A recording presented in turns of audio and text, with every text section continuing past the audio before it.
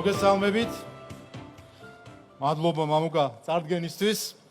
მივესალმებით ჩემ რაჯულ მეუღლეს აქ. მოგესალმებით საქართველოს ამ ულამაზეს კუთხეში.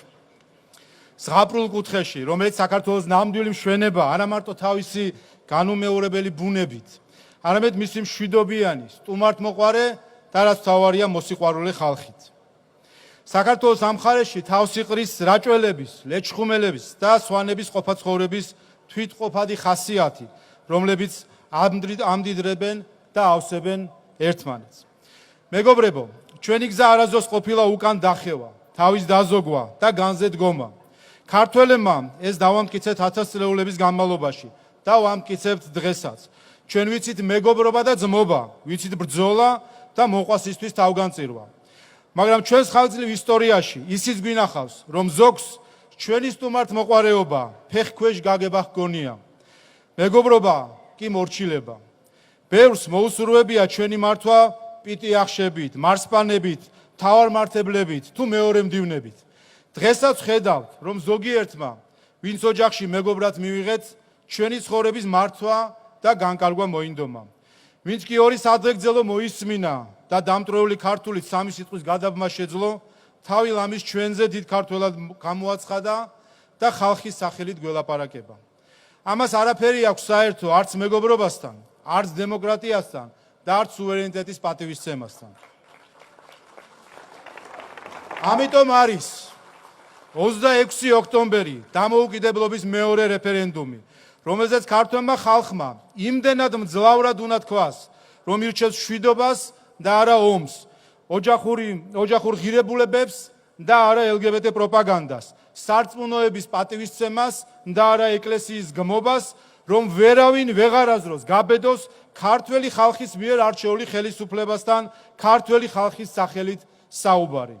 ამის მთავარი გარანტია ქართული ოცნების მიერ საკონსტიტუციო უმრავლესობის მიღებაა.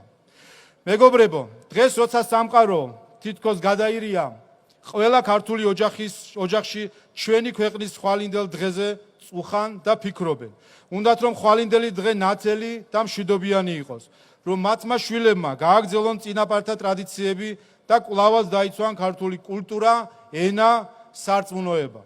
სამწუხაროდ ეს წუხილი არაა უსაფუძვლო. საფრთხე მართლაც დიდია და ის ყოველდღიურად სულ უფრო შეუნიღბავი და თვალსაჩინო ხდება.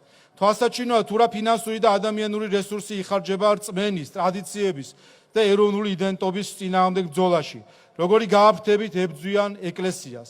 ხელის გულზე დევს მცდელობა სხვადასხვა სახელითა თუ იდეოლოგიით შეფუთონ საკუთარი მიზანი, რომ ოჯახს და ადამიანს დაუკარგონ მნიშვნელობა, სახელმწიფოებრიობას საყრდენი გამოაცალონ, მუხას ფესვები მოაჭრან და მუმლი შეასიონ. უსამშობლო ფესვების არ მქონე ცარიელი ადამიანის კონტროლი ხომ უმარტივესია, ვინაიდან სწორედ ამ დროს იწყება ნამდვილი მორჩილება. ასეთი ხილული, ხელშესახები და მასშტაბური არასდროს ყოფილა ბოროტება. სწორედ ამიტომ 26 ოქტომბრის არჩევნები არის გარდამტეხი. სწორედ ამიტომ ჩვენ გვმართებს სიმტკიცე და უკომპრომისობა. სწორედ ამიტომ ჩვენ უნდა ვაჩვენოთ მეგობრებსაც და მტრებსაც, რას ვირჩევთ, რომელ მხარეს გავართ. ვინარჩუნებთ ჩვენს 1000 წლეულობით ჩამოყალიბებულ იდენტობას თუ ვითქვიფებით სხვათა ცხოვრების წესში.